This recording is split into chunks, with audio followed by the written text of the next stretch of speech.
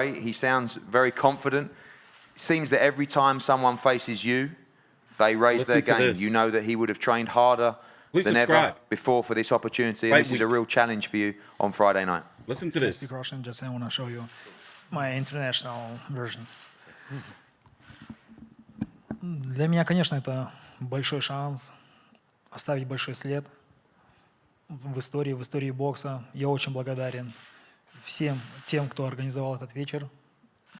So let's talk about it. He's not going to talk about anything of note at this press conference that's just ended about 15 or so minutes ago. Gennadiy Golovkin, 41-1 with 35 KOs. By the way, I had him winning the first Canelo fight and losing the second one. My personal opinion. I'm TstreeT Controversy with Fight View 360. He is 38 years old. He'll be 39 in April, likely around the time of his next fight. By the time he steps in the ring, he'll be 39 years old. It seems as though DAZN is desperately trying to make this Canelo versus Golovkin trilogy happen in May. I look at it like this. Golovkin is fighting on Friday, December the 18th. Canelo was fighting Kamil Smith on Saturday, December the 19th. I look at it as being a two-night, one card. Golovkin just doesn't have the buzz anymore. And one thing that's been rubbing me the wrong way, and a lot of other fans too, is it seems as though he's going Hollywood. You know, now, hey, that's all good and everything. Do what you got to do, but it comes across as a little bit alienating. For example, he doesn't even speak English anymore. Did you notice that? This is not the first media event he's done this.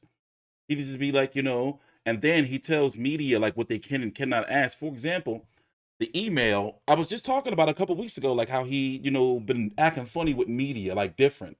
He's with Matchroom right now. So got an email, you know, and he's being advised, you know, by Tom Loeffler, formerly of K2, you know, Promotions. I don't know if that thing is still around, but whatever the case may be, moving on. The email says, no Canelo versus Smith questions. It's like, all right, I get it, but it's like he been on this type time since he got that Canelo money, the first fight. And it's like he been, you know, it just comes, my personal opinion. And I thought it was just me, but I'm not the only one. It's like, bro, all right. It's like, you know, like what the fuck we do to you? You see what I'm saying? But, you know, it just comes across a little bit distasteful. So anyway, the card, I'm not even the only one. I'm really looking forward to the Huyunmi Choi versus Kalista Salgado. You know, WBA featherweight champion. You know, Maivia Hamadouchi's fighting tomorrow on the zone. You have Terry Harper over there. And basically, Golovkin, now this guy right here, Kamil Szeremeta, is 21-0 with only 5 KOs, 31 years old, Polish. He is the IBF mandatory. I don't shit on fighters for fighting their mandatory. I'm sorry. And Golovkin has been fighting hard to get, you know, a belt. And this IBF belt is very, very valuable in the piece to try to get Canelo. You know, or at least a significant fight. But he really wants Canelo. And if Canelo doesn't work, they're going after Demetrius Andrade, Eddie Hearn has said. And Demetrius Andrade is desperately in need of a big fight. But Canelo really doesn't seemingly want to fight Golovkin again. You know what I mean? Can you really blame him? But at this point in time, I think that he can, the way he looked against Derevianchenko, and I think that was a little bit of karma. Like, stop acting all Hollywood. Get back to the basics, motherfucker. You know, and you can also say it was a trainer change too, adjusting. But, yo, he's got to start going to the body. In my opinion, that's what cost him the second Canelo fight. Like, bro, you know, and he carries himself as he's like this boxing guru genius ass motherfucker. I'm just sorry, I'm keeping it real with you. I like Golovkin, but over the last couple years, it's like, bro, you've been rubbing motherfuckers the wrong way. Motherfuckers has been riding for you, not me necessarily, but like people been talking, man. The streets have been talking. That's all I'm gonna say.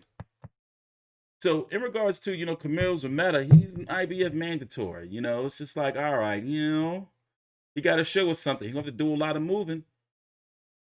You know, because Golovkin will be coming out there to try to put a boot in his ass. Also, does Golovkin, because of his DAZN deal, make money off of Canelo versus Smith?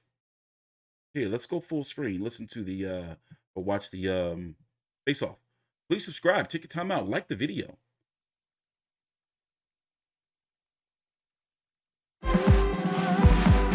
Why would you cut off? Okay. They on amateur hour over there at the zone. You don't cut off during a face-off. You wait till the motherfucker breaks. They're an amateur hour over there. I mean, excuse me, this is Matchroom too. They know better. They know better. You don't cut to some other shit while they facing off. What is wrong with him? And also, on paper, he lost to Canelo. So what is with this middleweight defenses shit they doing? Am I missing something? Am I missing something? By the way, I can stream again, but I'm in between PCs. So I'm not trying to stream again until it's done. You dig me? So, I am also looking forward to the John Ryder fight. Here's the card, by the way, if you're interested. It's going to be on Friday night on the Zoom. Shot Matty. He's starting to grow on me. You got John Ryder, Mike Guy. Hanyoon Mi Choi versus Kalista Salgado. Ali Akhmadov versus Carlos Gongora. And of course, Golovkin versus Szeremeta.